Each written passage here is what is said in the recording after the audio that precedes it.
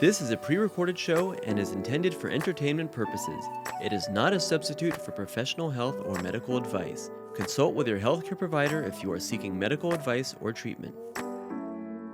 Eavesdropping Dr. J is a place for unfiltered conversations about nutrition, health, and living with vitality. And now, she's a mom, triathlete, professor of health and psychology, a registered dietitian and nutritionist. Here's your host, Dr. Jessica Schulman. Before we start this conversation, I want to thank you ladies for kicking off our first episode. This is a place where we talk about all the complex layers of health behavior and our relationship with food. So I'm not going to give diet advice. I'm not going to provide a diet. But what I want to do is have an open conversation where, you know, we recognize what works for one person may not work for the next. And of course, we'll keep it grounded in science.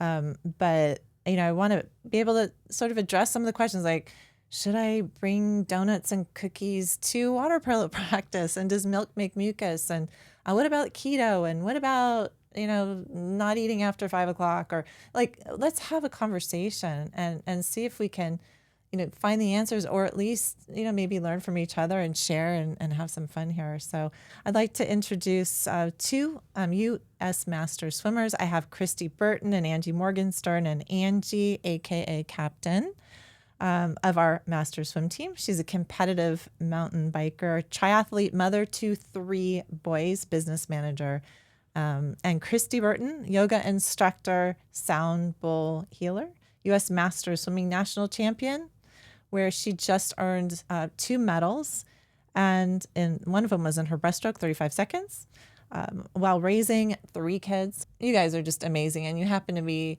my dearest friends, teammates.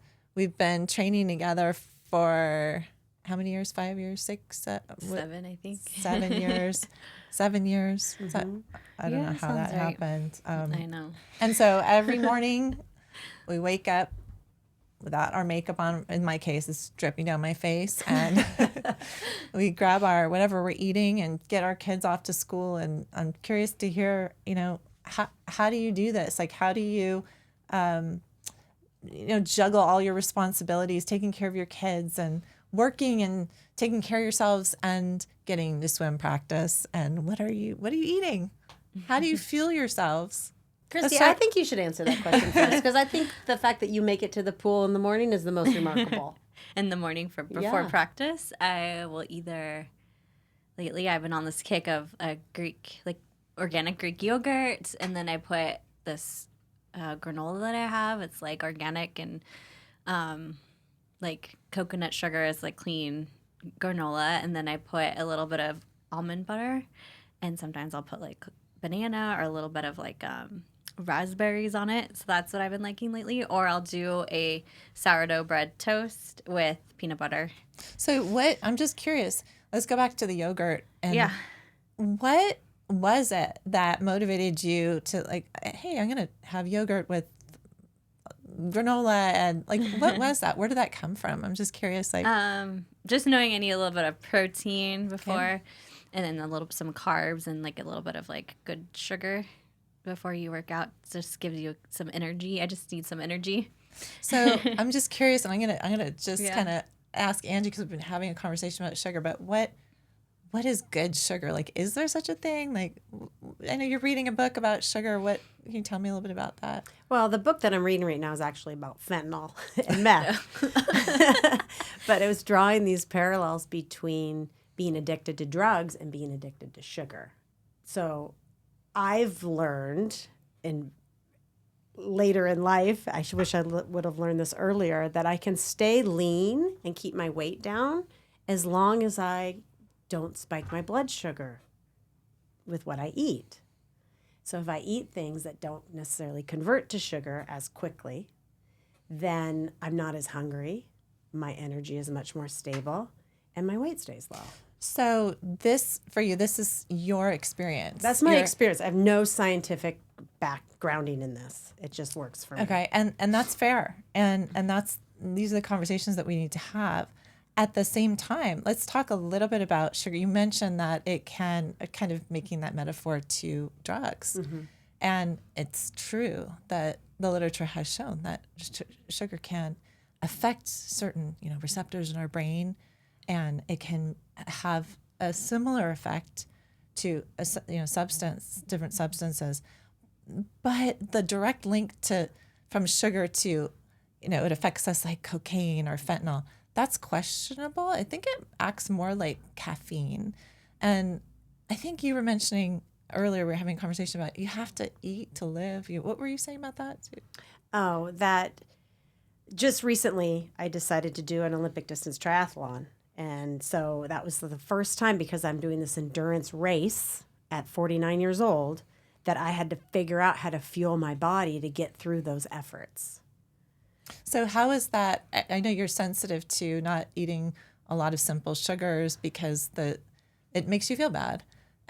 But then you find yourself an athlete training for this triathlon, and I'm saying to you, actually, you might want to have some water with a little glucose in there with the electrolytes because it absorbs better. But how did that make you feel when, I don't remember you adding, creating sports drinks for yourself at the pool. Was that a new development, or what did? Since we did that triathlon. It became clear, not because I read the science or read some article about it, but those quick sugars, like when you're on your bike and they have these product that's just this little thing of goo that you put in your mouth, and sometimes it has caffeine in it. It's just instant glucose, and it's instant energy. And in that circumstance where you're racing and you're sweating and you're depleting your body, you need something that will quickly refuel you. So I started thinking about sugar differently. Yeah. So Christy, you're kind of nodding your head, and like with Angie, I mean, there's that fear of sugar, and we need to, make sure that we stay away from sugar. And I'm hearing Christy talk a little bit about, well, there's kind of like good sugars, and I'm just to sort of clear the air. In my view, sugar is sugar, even if it's organic or not organic. So just to clear the air on that, that's my position. But everybody responds differently. And when you're an athlete, like, what do you think about eating sugar or carbohydrate, being that you're an athlete? How does it affect you? I think a little bit is okay before like your race. I like to do like fruit toast, like banana or any kind of fruit toast I feel like is helpful. Sucrose. Not fruit toast. Sucrose. You're doing great. And because I ran a marathon too, and that I had to hydrate because that's like, it was like 4 hours. So you have to have like those goos and the salt actually too. The salt helps, the base salt. So for you individually, how did that make you feel when you were?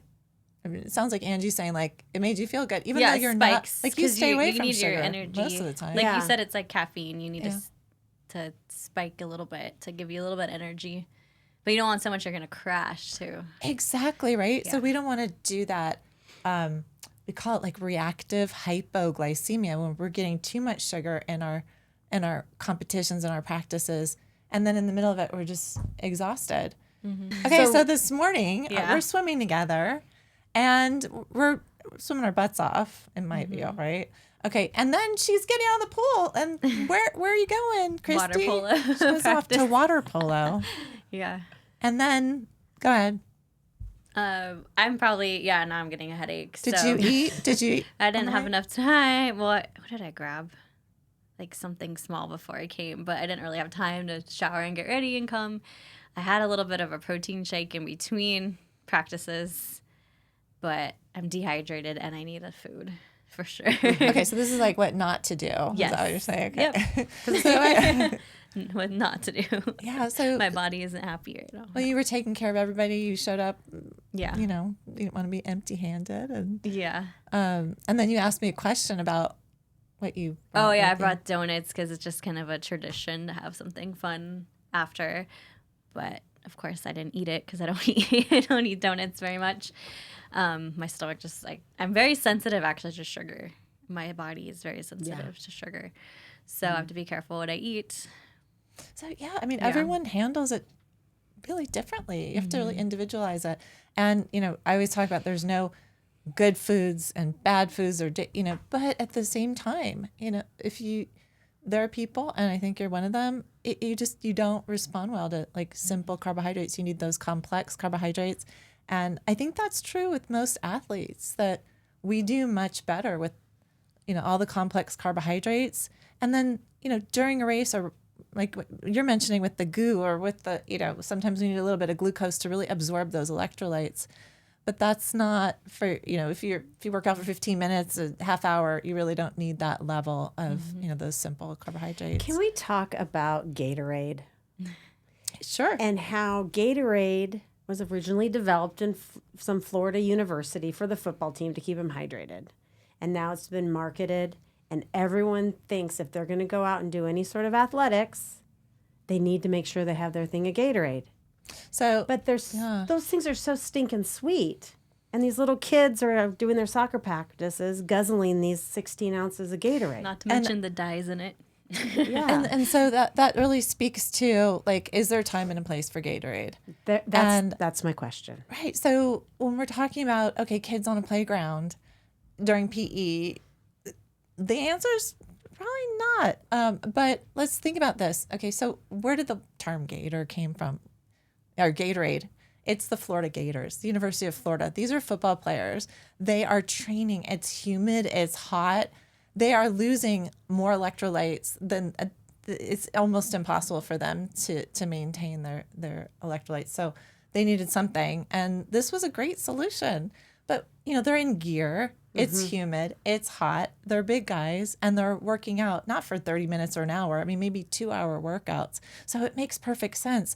But then, are we going to give it to our, 10-year-old that's on the playground? And so this is why we really need to have these conversations about individualizing, right? And what would be a better choice for that kid that's been playing 15 minutes on the playground? Christy, what do you think? Well, you I have would do lots of kids, but I don't know if they wouldn't drink it because kids are picky. But I like coconut water because it has electrolytes and a little bit of sugar. If we could get that out of those water fountains, that'd be great. I know. Or even I guess orange juice with a little bit. Yeah, like diluted orange juice. Yeah, so, diluted. I mean, for kids, just a little running around, just water is fine. But when we're getting into, kids that are doing competitive sports after school, I know your daughter she's a cheerleader, right? So what does she do? Like, how do you keep her from, getting, we're in the heat here, we're in Santa Clarita. What do you, like? She just does water, but I like to add a little bit of sea salt, Himalayan sea salt, to give her that little bit of electrolytes. You're such a good hippie, Christy. Yeah, I know I am. I'm kind of a hippie, though. But this goes to our relationship with food. Like, sometimes she those doesn't like things, it sometimes. right? Like, hey, I don't want to have that food dye, and I want the Himalayan salt, or I want the organic. It's not just like we're talking about the nutrition value. There's more to it. There's almost like a spiritual, there's a relationship. It just makes us feel better. Like, maybe the sugar that you're buying is better for the environment, or I don't know. So, when I talk about specific foods, and sometimes I can be kind of harsh when it comes to the sugars, but there is a time and a place, and also our relationship with the things that we choose. And I'm kind of jumping around here, but I know Angie, you came to me once after practice, and you're like, this is what I ate. And it was, I forgot what it was. It was like an egg, and you're like, I put avocado on it, and there was something magical about the avocado. Do you remember? Every day. Well, most times after we swim, and we swim almost 2 miles when we have swim practice. Yes, we need a lot. Oh, we're not talking the entire time. A breakfast burrito. Okay. Egg, avocado. I put a little bit of pepper jack cheese on there and a lot of tapatio. And I asked you if that was okay. I said, but then I was nervous that I shouldn't have had the tortilla. Do you remember that? And you're like, no, I think the tortilla is just fine because you need to refuel your body after a workout like that. That was your answer. That's right. Because you have so to today refuel I had 2 tortillas. your glycogen stores. You need it. You're going to be going out for another lava man soon. Yeah. Getting ready for that. So this is why we're here. I mean, just to kind of talk about. I want to hear your stories and how we can balance and our nutrition and get the best performance, and then, just preventing chronic disease and all the other things that we try to do. So I'm also thinking about when you jumped out of the water and you got something out of your backpack to, I think it was like electrolyte solution, right? And I think you mentioned that like you didn't eat what you normally do that morning, or what are we normally doing? I that raises another point of, we all have really dynamic lives. We're mothers, we're wives, we work, we're athletes. And so sometimes it's really messy and it's not pretty and it's not very organized. And sometimes it's really organized and it's beautiful. But what happens is you just need to be consistent. So that morning I'd gotten up and I didn't have any food in the house because I hadn't been grocery shopping because life just kind of got in the way. And by the time I got to the pool, I started cramping because I didn't have a banana that morning. Where were you cramping? Like your legs or muscles? My legs, yeah, and the arches of my feet. And I knew I needed some sort of food, and the only food I had was this half-opened bag of electrolyte powder that I found in the bottom of my nasty swim bag. But it did the trick, right? It did the trick. So would have been easy for me to say, I don't have a banana and the right food that I normally eat before I swim, so I'm not going to go swim today. But that's not ever the answer. Right. You still go swim. Yeah, we've got another swimmer who's eating in between some of her sets, but we got to get it in. We and again, everyone's different. I mean, my Angie was telling me about, or teasing me with the my morning drink. Oh, the first time I ever met Jessica was at the pool, and she was sauntering over with this paper cup. And I look and I was like, what are you having there? Is that your coffee? Are you drinking coffee during your swim practice? And she kind of looked at me sheepishly and she's like, well, it's like half a cup of milk and a little bit of decaf coffee. And I swore you said you dumped a little salt and sugar in there, but I could be wrong. Let's just go with that. And then she's mixing this up. And I'm thinking, oh my gosh, that girl's so fit. Why is she drinking something so nasty during swim practice? Why were you drinking that? So it's really important to stay hydrated. When you're working out, you have to have the way that, just trying to be competitive and enjoying your practice, whatever it is, you should be having a couple sips of fluid every 15 to 20 minutes. And that's, that's just super, super important. And so I was thinking, I need to get the fluid in, but at the same time, I want those electrolytes. I don't want a lot of sugar, but I need something in this cup that's going to help to absorb those electrolytes. So as a dietitian, we, thinking about, there's a sugar in milk, actually. It's called lactose, and it breaks down pretty quickly unless you have lactose intolerance. And so I put low-fat or non-fat milk in there because it has a fluid. But here's the key. It has a little bit of sugars, and it also has the protein, okay? It has the amino acids. It has somewhere around 8 grams of protein. And for me, and this is uniquely me, right? I can tolerate drinking a couple sips of diluted milk with a little bit of coffee. I can do that in between. And I'm getting this steady stream of amino acids. Now, I don't recommend that you run out and start drinking milk during practice because most people can't tolerate it. But I dilute it so heavily that it almost serves as an amino acid solution, which is what you're paying a lot of money for if you go, to the health food store and you get these sports drinks that have the amino acids. So I'm kind of naturally making that for myself. And I don't like having a lot of sugar. I don't like things highly sweetened. And so milk is not highly sweetened. But again, I'm not guzzling milk. It's just a sip here or there. But again, it's the same thing. I have my kids at home. I'm running out the door. I'm eating a banana on the way. But that's not enough. It can't just be the sucrose, which breaks down to glucose and fructose. It's got to be, you need to have a little amino acid protein in there too. So that's why Christy has her yogurt. And, I have a little bit of milk, but I got teased mercilessly. And still do, by our coach, who's, what are you doing? And then they recommend, what do they recommend after you work out? Protein. Milk. Chocolate milk is what they're recommending to the kids. And I have mixed feelings about that. I'd rather do the plain milk with an orange, But we get the idea we have to replete our glycogen stores, and we got to do it fast. And in Christy's case, she's just such a competitive athlete, So what happened was you did your water polo, right? And you didn't eat enough because you were on your way racing over here. Yeah. So Didn't prepare. So what happened? How are you feeling? I crashed. I'm tired now. Because I saw what Zip Fizz, like that Zip Fizz drink for the water polo and the swimming. And so I'm just like crashing now. Off of that, no food, like hungry and. So this is what not to do again. Yes, because you just crashed. So in Christy's case, I mean, like Angie, it doesn't matter if you're a registered dietitian or not. Like you've been training so long and with the biking and the swimming. What would you advise Christy to do? What would you do? Like given even now she's got her 3 kids and she's doing water polo, swimming. How can we help her? I would always just have a bag of bars in my swim bag. Sometimes when you're super hungry, you just you need something substantial. Mm-hmm. Right? Just about it, yeah. So you came here, and I have, I'm trying to grab it. I have snacks. this huge bag of little packets of nuts and cranberries. Yeah. And all the time, I always have it on me.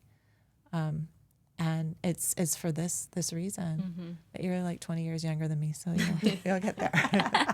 I'm just curious to hear more about if you have any thoughts about how your relationship with food, how that's been affected by the athletics. I know Christy's been swimming since she's just a like 6 little years old.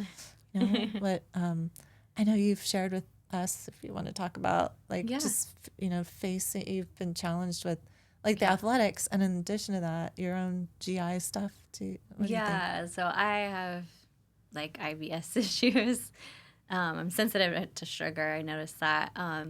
My son was diagnosed with autism spectrum disorder when he was like 2 or 3, and he was having a lot of stomach problems. So I read everything to try to fix it and found out it's like a leaky gut. So I took out gluten and dairy for a little while, and it healed it. And so then I started trying the same thing, and it really helped with my stomach. So I'm just really cautious. So I'm going to pause just to make sure that everybody knows. So there's like some theories around with something called like leaky gut. And I'm really like, I don't really know if that exists as it is, but I think what we're saying is like, he's not absorbing his nutrients. No, he was not. Right? So it's either, not being absorbed or it's crossing the gut line, whatever it is. And I went to the doctor. Right. Everything was just, they couldn't find anything wrong. And nothing's wrong. Yeah. And I'm like, nothing's wrong. So I just changed his diet and it cleared it up. But so you changed his diet. So you tell us some more. I just did that. I did cut out a little gluten and then dairy for him, and just try to make just make everything very natural and holistic, like for him, just clean ingredients. So in his case, so you saw results He's sensitive, for him. to so those. And this is the part where it's like, I'm a registered dietitian. I teach nutrition. I'm a professor of nutrition, and I would say, that's anecdotal. However, it worked for you, and there's no harm, right? There was no harm in trying to help him to eat healthier, and maybe it did help. So I don't want to, promote that diet, but at the same time, I think those stories are really important, and also for you, and just it helped me too. It helped me. I was like, oh, I'm gonna try this, and I'm like, oh, I feel a lot better, and my stomach's doing better. So now I do with him too. I do. It's called like 80-20. So like 80% of my diet's clean. And then 20%, like, I'm out. I'm going to eat whatever. I'm not going to worry about it. I'm going to have fun. So, and the beauty of that my is lifestyle. It helps you. It helps him. It makes you a better athlete. It's better for the environment. I mean, there's only good stuff that could come from that, unless it's driving you, nuts. Because sometimes if you're trying to avoid gluten, or that can be difficult. But and a good balance of it. Again, just a little plug for gluten that. You only need to avoid it if you have a gluten sensitivity, okay? So we don't want to start cutting things out because we could end up compromising our health. But in your situation, your particular situation, it was very positive. He can eat like a little bit, like once. I throw it in there because now that he's healed, he can have some now. And I do like sourdough bread because that's easier to digest, and yeah.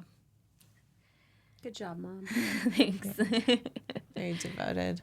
Yeah. I know, and it's tough because when we talk about, there are these cases where, and my daughter actually falls into this, had gut issues, and you go to the gastroenterologist, and they try to give you advice, but it's medical, right? And you're looking for answers in nutrition, and we know that physicians aren't necessarily required to have nutrition classes in medical school. And that was the basis of my dissertation, was trying to figure out like what's going on here. And so sometimes it's just really hard to find those doctors that really have true training in nutrition that's not just like sort of self-taught. And I know you went through that, and you found someone, a very rare physician that had, right? He was talking to you about like even B12. Yes, I found, the doctor. It's very rare. Yeah, that he tested his blood and stool and everything, and found out because they found out with kids with autism, they're not absorbing a lot of their vitamins or a lot of their nutrients. Yeah, so he got B12 shots. He had his own, which I think is good for everybody, your own personal vitamin. He would take that, and I saw a lot of improvement. Yeah, so I mean, we don't want to underestimate the potency of these micronutrients, right? I mean, B12 affects the nervous system. Zinc affects the immune system. Zinc was one of them too. Vitamin D, calcium affects bones. I mean, and how do we monitor these? So there's a plug for dietitians. I mean, they can be really helpful as part of your healthcare team. Yeah. And I know Angie and I were talking about how do we get enough, I think it was iron and calcium, and then monitoring everything else, like making sure we get plenty of carbohydrates for our races. And there's a lot there. So I'm just curious, where do you go for support, for answers? I go to you. I do, Jessica, you do have your own private practice where you see clients and help them with their diets and their general health. And one thing you said to me was, I won't take a client unless they first commit to moving their bodies. Right? That's true. And how important it is just to move your body, whether it's just to walk around the block, to metabolize your dinner after you ate too much. That's what I do all the time. No, it's true, because I want to really help them. And the way to do that is to improve their metabolism, their lean body mass. And that's the best way to go about managing weight and reducing risk of metabolic disease and diabetes. So it's just not, you're absolutely You don't have to right get up and right. swim 2 miles 4 days a week, but there's definitely room to do less than that. And I love the U.S. Masters Swim Program, because you don't have to be, you really don't even have to be a swimmer. It's like a learn to swim program, or you can be a former athlete. Christy competed with former Olympians. Also, you competed against a woman that was a centenarian, right? Like over 100, or maybe that was me. Well, they have it in the You guys are in the same age group, not Christy. They had different age groups. Right? But anybody can join it, and at any level, and it's fantastic. I was doing it just for the regular fitness health part of it, and these ladies just got me suckered into doing swim meets, and we went to Colombia last year. South America. That was incredible. That was really and you fun. had a point, actually. We were talking about food there. I'm like, I don't remember what we ate, and we then ate a lot of you had a pasta, nice message there. Well, we were talking about what we ate to fuel our bodies so we could be good competitors at the meet, right. and then we thought about it. It was like, we just enjoyed the culture down there.